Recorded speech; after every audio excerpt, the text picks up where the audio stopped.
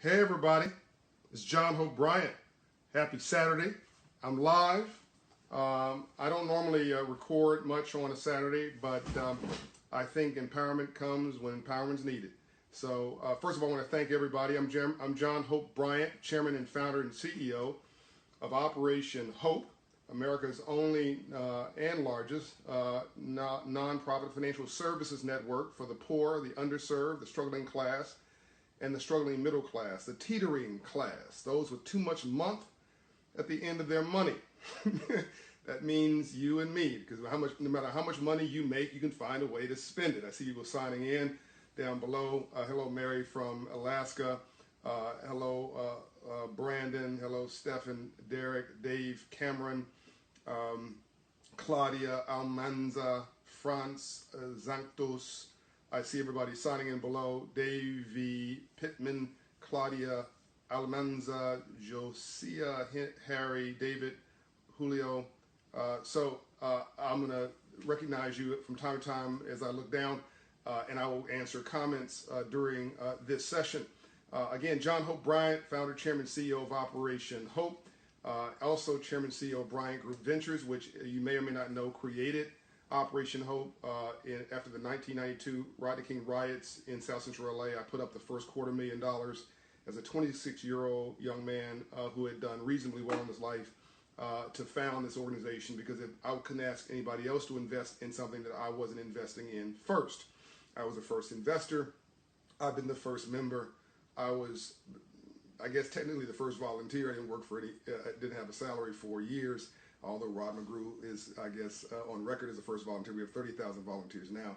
I'm the author of 3 books, well, a lot of pamphlets and articles, but 3 books. And by the way, I'm going to be writing for Black Enterprise. News story just to you first. I'll be writing for Black Enterprise once a month as part of our emerging partnership with them. And we're going to talk about the good fight today. I'll get to that in a moment. So the 3 books, people keep saying, what are the books? I've got a bunch of books I'm going to show you today to help you with different aspects of your life. But the 3 books that I wrote, people keep asking. This was the first one that I wrote. I wrote it for Dr. Martin Luther King Jr.'s publisher, the Beacon Press in Boston. It's called Banking on Our Future. I looked very different then. This book did okay. It didn't do great, but I own the rights to it now. And it's a book for young people and their parents talking about financial literacy. It's a primer, a family primer for financial literacy. So that's that one. And then the next book I wrote, bestseller, Love Leadership, The New Way of Leading in a Fear-Based World, one of my favorites. And the favorite chapter I have in that is Loss Creates Leaders. To be talking about that today. And then How the Poor Can Save Capitalism is, I think the best thing I wrote so far. And it's still on the bestseller list. Okay, let me tell you about some books I think you should read. And then I'll get into the topic. This is for women. Although, as a guy, I read this to try to get in women's heads. I failed. But Susan Taylor, my dear friend, wrote this almost 20 years ago, In the Spirit, right? I don't know if you can see that. I see a little glare on the screen. In the Spirit. Get this book. It is a short, quick read. It is really fabulous, ladies. It really will help you take your life back and give you enhanced dignity. Outliers by Malcolm Gladwell is a great book. And basically it says that if you treat your passion like a part-time job and spend 20 hours a week for 10 years, that's 10,000 hours, you'll become the Michael Jordan of whatever it is you want to do. There's no way, mathematically impossible for you to fail if you give your passion, you work, right, 40 hours a week, give it another 20 hours a week, 10 hours minimum, 10,000 hours over a period of time, you'll become the Michael Jordan of whatever space you want to be in. Black men, read this book. My boy Ben Jealous did this book called Reach. A lot of positive role models in here, and then there's me. But read that book, it's a good one. The Power of Now by Eckhart Tolle. If you've got your brain is driving you crazy, if you're just thinking too much and you're not present in your life, I'll talk about that in another video. I'll talk about that a little bit here. Read this book, The Power of Now by Eckhart Tolle. And people who say I'm going too fast, just rewind the video, okay? Because it'll after it's live, you can replay it. This book for business people, anybody want to understand the economy, after you read my book, How the Poor Can Save Capitalism, Jim Clifton, this is the most brilliant brain on the planet. He is the CEO and chairman of Gallup, one of the most brilliant people I've ever met. The Coming Jobs War by Jim Clifton. He's on my board of directors. He's a genius. Read the book. It will explain everything about the economy and where jobs come from and what the war is really going on in the world. Okay, let's get into this thing. And I see people signing on. Mary says a spiritual book, The Power of Now. Yes. Yeah, basically, so people got 1 foot in yesterday and 1 foot in tomorrow. And they're not present, and that's why they call the present a gift. They're not present in their own life. I can't be happy because I was molested. I can't be happy because I was abandoned by my father.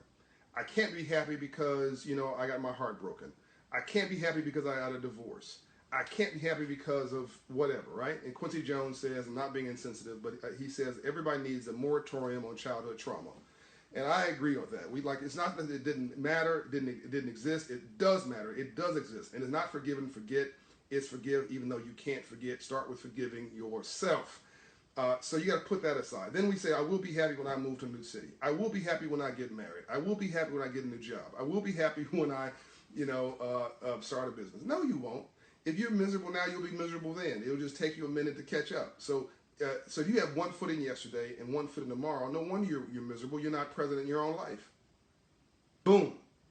Okay, so let's get into this topic. You thought I was started already. I hadn't. Hello, Danielle. How I'm following you for quite some time, and what you're doing is beyond amazing. That said, what do you think that people can do to get off their ass and actually get your advice in action? Everyone wants... You see the rest of this. Everybody want to be successful without the work.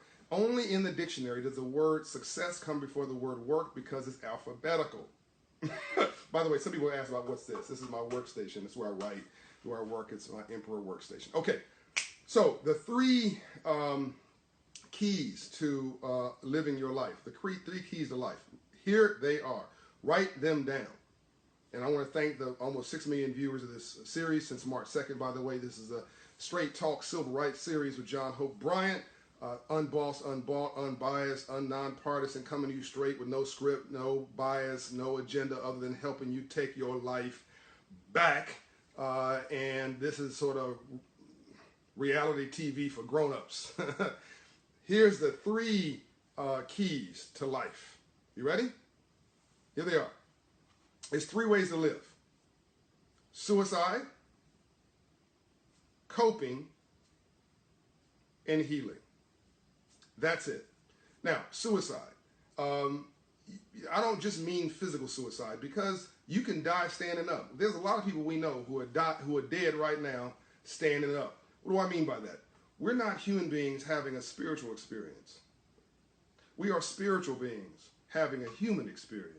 That's a Deepak Chopra quote who got from a French philosopher, but that's a deep quote. We're not human beings having a spiritual experience. We are spiritual beings having a human experience. By the way, what does all this have to do with Operation Hope? Everything. Because Operation Hope is about returning you back to yourself, returning you back to your God-given potential to take your life back. And then we're using finance, economics, and the free enterprise system to help you achieve your aspirations and set yourself free in the 21st century. And the new definition of freedom is self-determination. But poverty is here and here before it's ever in your pocket. There's a difference between being broke and being poor. Being broke is economic, but being poor is a disabling frame of mind and a depressed condition of your spirit, and you must vow never, ever, ever to be poor again. Ever. So you got to get your mind right. That's why I keep telling us not to be angry and upset and frustrated, and your body is 70% water, so if you're getting angry all the time, you're cooking your organs. Boom. So there are people walking around that have committed suicide, but they're still physically existing. What the most dangerous person in the world is a person with no hope. The most dangerous person you'll ever meet is a person with no hope. But whether it's physical suicide, jumping off of a bridge because I've given up hope, I can't even relate that. I can't imagine things that bad. But I guess it's possible that people have some chemical change in their brain and they think that there's just no hope. If they can just get beyond that moment, it'll be okay. But worse than that is being alive and feeling deadened, like nothing exists. So you have a lot of people whose get up and goes, got up and went. They're not cynical. They're not skeptical. They're cynical. They've given up hope, and they are dangerous to themselves and everybody else around them. That's one way to live. That's not the biggest piece, by the way. Then the second part is coping. And there's a lot of ways we cope. Shopping, drugs, alcohol. By the way, sexing, texting. I mean, living in your mobile device, not reflecting, not dealing with your drama, your crap, your mess. Do you know what an addiction is? An addiction in response to coping. An addiction is an emotion you cannot handle. An addiction is an emotion, or is in response to an emotion or is a response to emotions you cannot handle. An addiction is in response to emotions you cannot handle. So, by the way, most things in moderation are probably good for you. Alcohol in moderation will lower your blood pressure. Drugs in moderation are prescribed. A lot of things in moderation have a healthy, coffee in moderation is good for you. There's a lot of things in moderation that are good for you, but most things that you take over the edge will ultimately destroy you. So if you smoke, smoking is just bad, period. You drink one, let's deal with how this kills you. So you've got something eating away at you. You don't want to deal with it, right? You don't want to deal with your life. You just don't want to. So you want to find a way to make it go away. So you're going to take a drink. So you take one drink, and you find that after a while, one drink don't do it for you. So then you take two, and then you take three, and your body begins to become immune to the alcohol. So then you're taking a drink every chance you get. And then after a while, you've polluted your body. And what happens with a cup, right? If the cup, when you've got a hole in the bottom of the cup of your life, no matter how much you pour, it's not going to fill the cup. It's going right through the bottom. That's, just, by the way, depression made real in your life, which then leads to hopelessness, which then leads to death. Then you will kill yourself. This guy Wheezy, this rap artist who's drinking this syrup like nonstop, I hate to tell you, I hope he has an intervention strategy, because he won't last. I mean, he will not live a long life. You cannot do that to your body. You cannot do that to the God-given vessel. God gave you this body. God gave you the hands and mouth and lungs. And by the way, he gave you 2 ears and 1 mouth, so you listen twice as much as you talk. He gave you this mind, the spirit, and he wants you to take care of. This is your temple. But we treat our car very often more than we treat our body. We treat our computer. We treat our mobile device. Hold on. We treat our mobile device better than we treat our body. We're more obsessed with this than we are with our own health. I work out every morning. I drink water all day. Thank you, Natasha, for forcing me to drink water. And you got to take care of yourself. I look at all these books in my office. I read all the time. You got to exercise your brain, exercise your life, right? But people who are depressed are just drowning themselves. They are pouring into a cup with no bottom, and ultimately that cup will overflow because there's just too much liquid going in, or it's going to saturate you and it will kill you. So that's a second way to live. And by the way, that's about 85% of the U.S. population coping, not dealing with their crap, and finding a way to offset that so they don't have to reflect on the real pain in their lives. Which leads me to the third thing. And by the way, what is anger? If nothing more than a pain that you refuse to deal with. All anger is you not saying, I feel hurt. I'm disappointed. You hurt my feelings. You saddened me. Something's happened to me. And versus being vulnerable, dealing with our stuff, we want to get our chests up. We want to yo man, what's up? What's up? We want to get angry, right? And by the way, hurt people. By the way, all you're doing is killing yourself, because again, your body is 70% water. Because if you're raising the temperature all the time, you're cooking your organs. Which leads me to the third way to live. You ready? It's to heal. The only way to really live sustainably is to heal. That's why I keep talking about this depression piece. That a quarter of the world's population have some mental illness.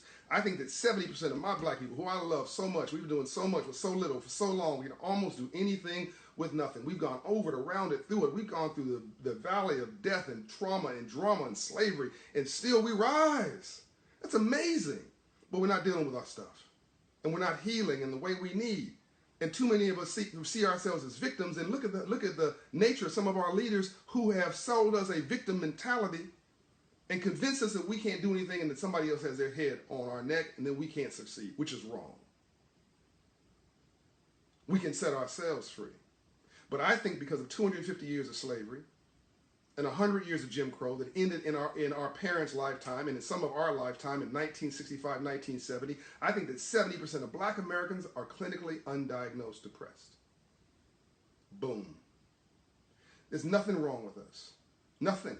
But we've got to get our lives back. We've got to commit ourselves to healing. So whether you're black, white, red, brown, or yellow, this relates to everybody, by the way. Everybody. Because most people I meet are not comfortable in their own skin. People say, well, John, what are you most proud of? It's not an award. It's not the thing that Oprah Winfrey gave us, which I'm honored. The Use Your Life Award. It's not the being honored by presidents or advising the last 3 presidents. All that's wonderful. It's fantastic. And renaming the Freedmen's Bank building, which I'm extremely proud of. No. I'm most proud of being reasonably comfortable in my own skin. Am I comfortable in my own skin? No. Nobody's comfortable in your own skin because you're insecure, because you've got drama, you got trauma, you've got BS inside of you. All of us do, including me. Admit that heaven and hell lives inside of you. Admit it, acknowledge it, accept yourself, embrace yourself, and then say, but then still I rise. I'm not defined by my tragedies. I'm defined by my ability to overcome them. Life is 10% what life does to you and 90% how you choose to respond to it. What's your response going to be?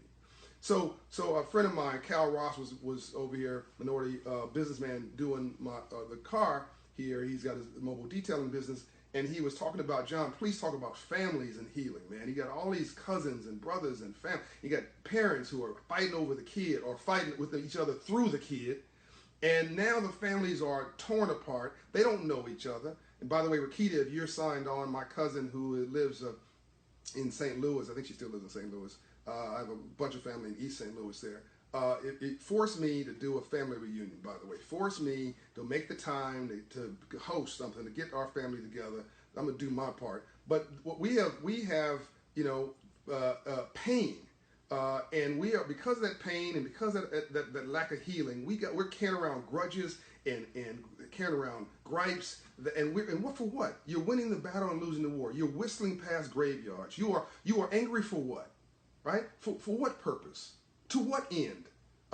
You're angry, you're gonna hurt them? No, you're just hurting yourself, and you're robbing yourself of the beauty of that relationship of what could be.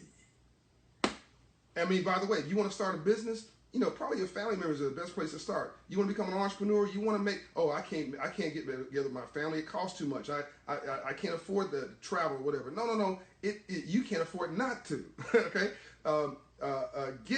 Because when you can heal with your family and then you have trust and you have no drama, all right, that is your best partner, potentially. That's your best investor. My sister, Mara Hoskins, invested in one of my early businesses and didn't pay her back. I need to tell her that. My mother, Juanita Smith, invested in one of my early businesses. I did pay her back because she would never let me forget it. It was my family that were my first investors in my ventures, but we had to have a good relationships. Nobody's going to give you an investment if they don't like you, they don't trust you, they don't respect you. So there are many ways for you need to heal, but the primary one is the gift you give yourself. You cannot live your life. I can't love anybody else unless I love me first. If I don't like me, I'm not going to like you. If I don't feel good about me, I'm not going to feel good about you. If I don't respect me, I'm not going to respect you. If I don't love me, I don't have a clue how to love you. And here's the big one. If I don't have a purpose in my life, I'm going to make your life a living hell. Because whatever goes around, comes around. So there's 3 ways to live, folks. Suicide, coping, and healing, which requires you dealing with your mess.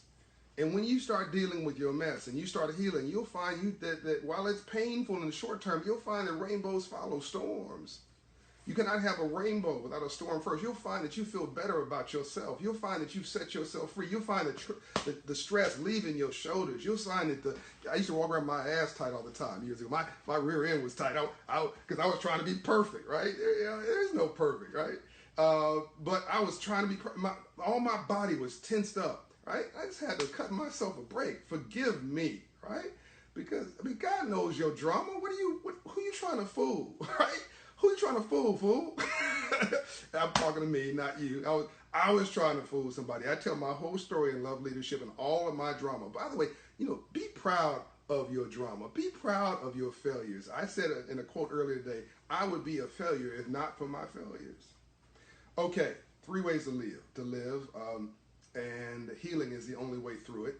And, a couple of the books I showed you are Great Pathways to Healing. In the Spirit by Susan Taylor.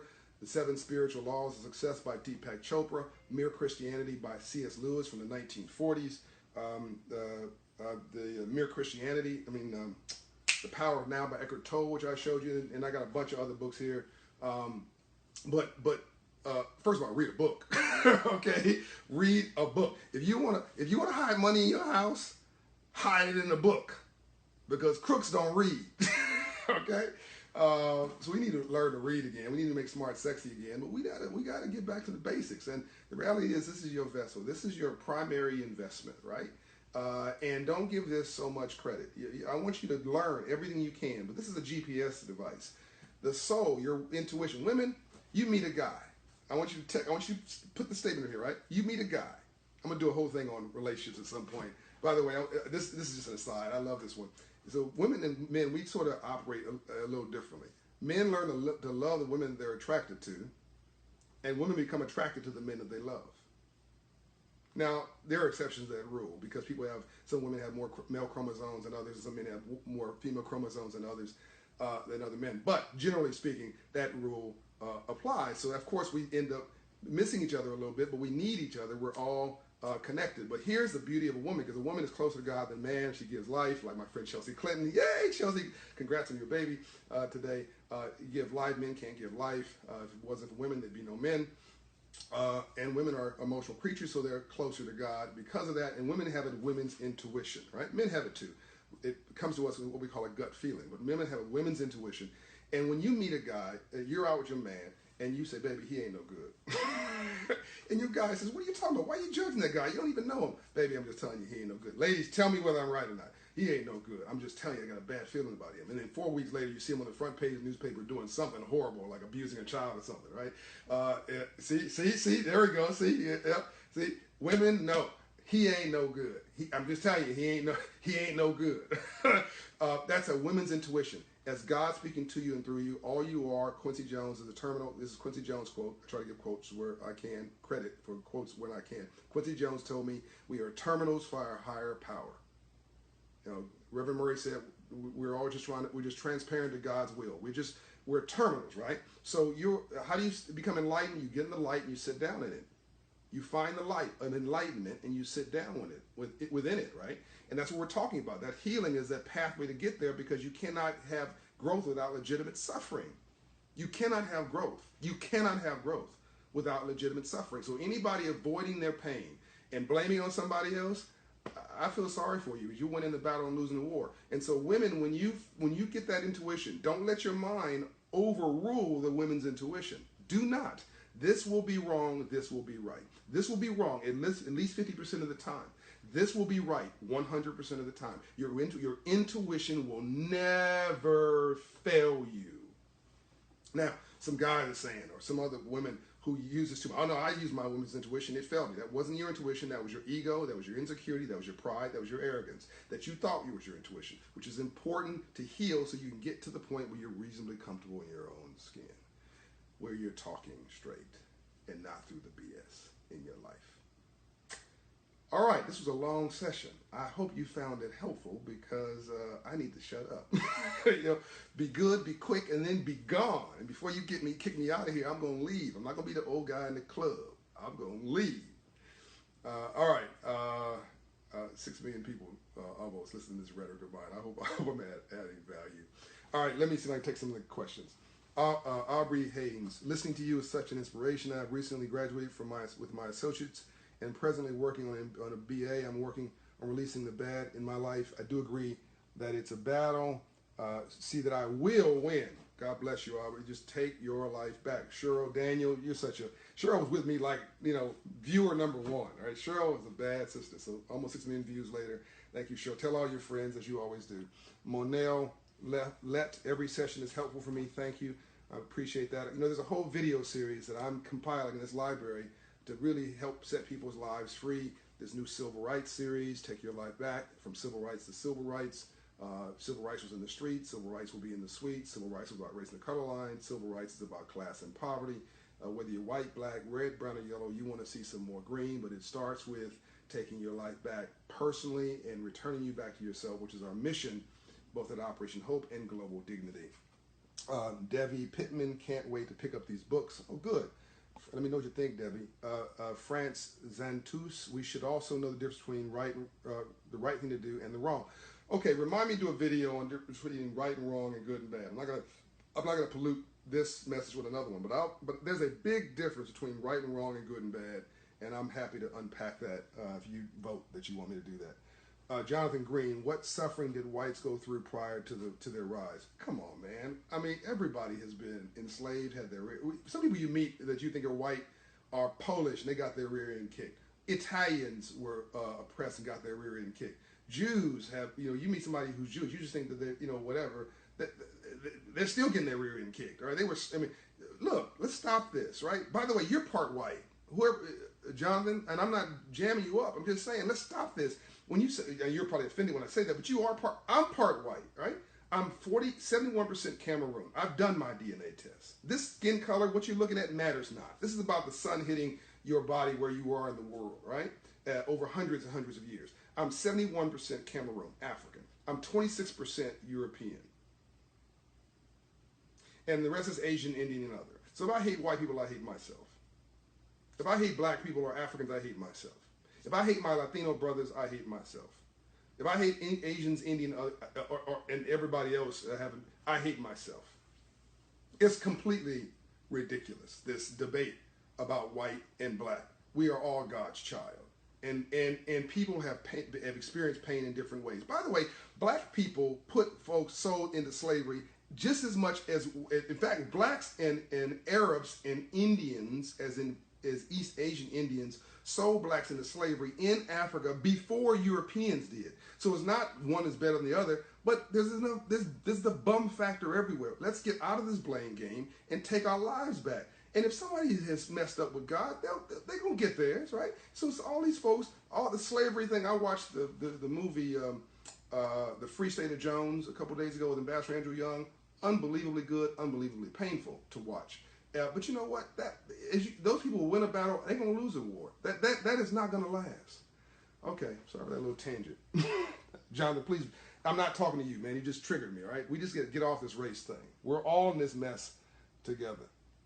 How do we get the urge to get reading habits slow? How do we get you get the urge to get reading habits slow readers? It makes me sleepy. Henry, I don't know what to tell you about that, brother. I just slow myself down and understand this is important. It's like reading. Reading is like eating to me. Knowledge is everything. So you have to eat right. You have to read, and you've got to read a lot. Susan Johnson Jackson, how do you monetize your gifts and talents? There's a bunch of other videos I've done in this series to talk about that, so I won't waste time here with that. Spirit Pink, no, keep talking wisdom and knowledge, can't too much. Thank you very much. You do know when to leave, and I do know when to leave, and it's going to be soon. I'm going to finish this soon. Al Ferreira, is the perception of yourself that counts? Yes, it's the perception of you that counts. Reverend Murray once said, it's not what people call you, it's what you answer to that's important, and never answer out of your name. And then I added, to argue with a fool proves there are two. Arquetta Sample, thanks, I've decided to follow my dreams and become a motivational speaker. Good. Tony Caston, you should do DVDs. Okay, maybe all things in time. Sheila Nunes, yes, please do a focus on relationships and the benefits of economics in right relationships. Yep. When you hook up with somebody and you think you're in love, and maybe you are in love, run their credit score. Have the brother or the sister show you their credit. My daddy used to call it credit. Yeah, I want to make sure your credit is right? Make sure you run a credit score. You guys have to have a financial conversation, because you could be marrying an economic train wreck, right? And that's the number one cause of divorce is money. Number one. Black business on the rise in Mississippi, that's good. Mary, the layers from the past that remain on the subconscious level are what I'm trying to work through. I'm so glad you're able to admit that, Mary. That's fantastic. Having a strong faith in God is the only way to get through it. I agree with you. Demond Taylor, there's a million other questions running through my head. It would be great if you could visit Fresno, California. This city's black community has been in dire need of motivational uprising. I'm coming to Fresno. More importantly, our workers coming to Fresno. We're opening an office a week on average of Hope Inside for adults, Hope Business in the Box Academies, Hope Coalition America offices. We're opening a couple thousand offices by 2020. And we're on record to put in place an economic mission for uplift. So Fresno's on the list. All right, you guys should be tired of me now. Hey, Tiffany Greer joined. You just logged in. You can go back and watch it because you know it'll be domiciled. Claudia, I heard that. Tell the truth and shame the devil. So ridiculous. Folks are folks, and the sooner we start accepting each other, is the sooner that we will reach our human potential of coexisting. I can relate a lot to the things, this is Spirit Pink, to a lot of the things you were saying presently in my life. You are an inspiration to me because I'm always in search of knowledge. Thank you so much. Reading is like food. You get to eat it. You get to eat it and become your best man. A hint that was Spirit Pink again. Henry Jackson, Kevin Locke. Will you invest in a Mississippi business? I'm invested out, man. I mean, sometimes I invest on cloud platforms and businesses that I like, but I got so many people who I know who want me to invest in their businesses, and I've invested mostly in Operation Hope. I got more things that need me than I got the money to put into them. But invest in yourself. I'm already investing in you. You're not paying for this. And my speeches are $25,000 for a 45-minute speech. And I've been running my mouth to you for at least 20 minutes. Okay, you're probably tired of me, but this is you can monetize what I'm telling you, right? And my speeches are $25,000 for 45 minutes domestically. That's what before expenses. This is free to you. I'm not charging a thing, and I do a whole series. I'm breaking down life and unpacking it. Take this and then monetize it in your life, and watch it with your family. Nicole Wheeler, you are mama manna for the soul. Oh, thank you very much. Alice Mulisa, what a beautiful name. Hey, from South Africa. She has a daughter who races. And I love auto racing. Nice listening to you live. First time was a great lesson. I'm going back to watch the 24 Hours of Le Mans. I'll be joining you, watching that. Zena Knox, no need. You need a school.